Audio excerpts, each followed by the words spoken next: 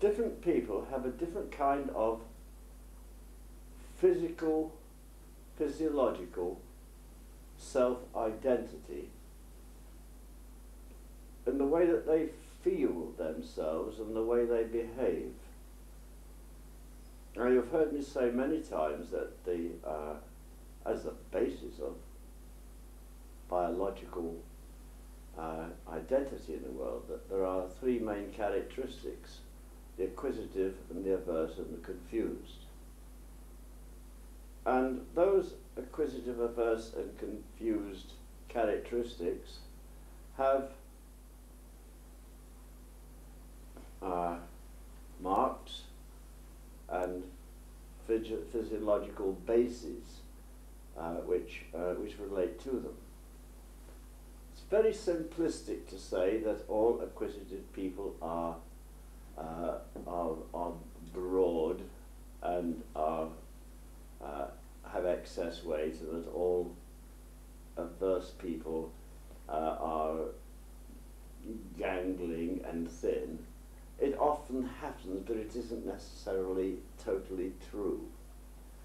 What I did notice is that as one kind of person who appear to relate to themselves in terms of their mass, in terms of their flesh and of the water characteristic in them, and they don't seem to have much relationship with or identity in terms of bones.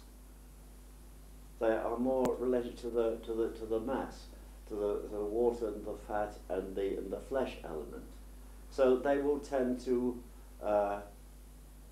be less clearly defined in the shape, more round, more have a tendency to roll and bounce, and are sometimes rather in excess, rather jelly-like, and so there isn't the same definition, a bit flaccid, a bit wishy-washy.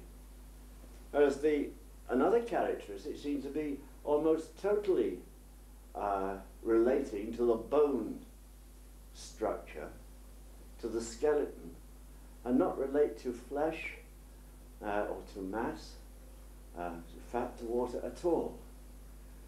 So whereas the acquisitive characteristic or the round fleshy characteristic won't have any bone firmness, the bone-oriented characteristic that isn't relating to flesh at all and to water will tend to rather to stomp and to crunch, and you'll feel the bones moving there without any feeling of roundness or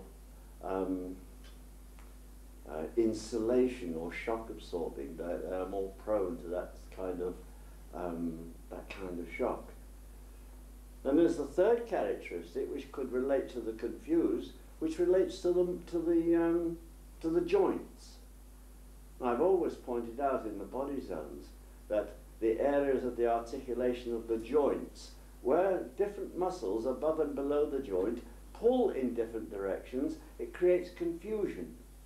That kind of person will be less coordinated, more likely to lose balance, and will have two parts of themselves working against each other. Now, this is at the present, very sketchy sort of observations, and it's a little simplistic if we just say that is that and that is that and that is that. But it is sufficiently clear and sufficiently well-based in physiology and biology and philosophy for you to take notice of it and to observe it as a characteristic and to observe yourself within that. The acquisitive, the averse and the confused is too simplistic to say that is one type, that is done type, and that's another type. But there are sufficient correspondences to make it worth looking at. Whether there is the flesh orientation, the bone orientation, or the joint orientation.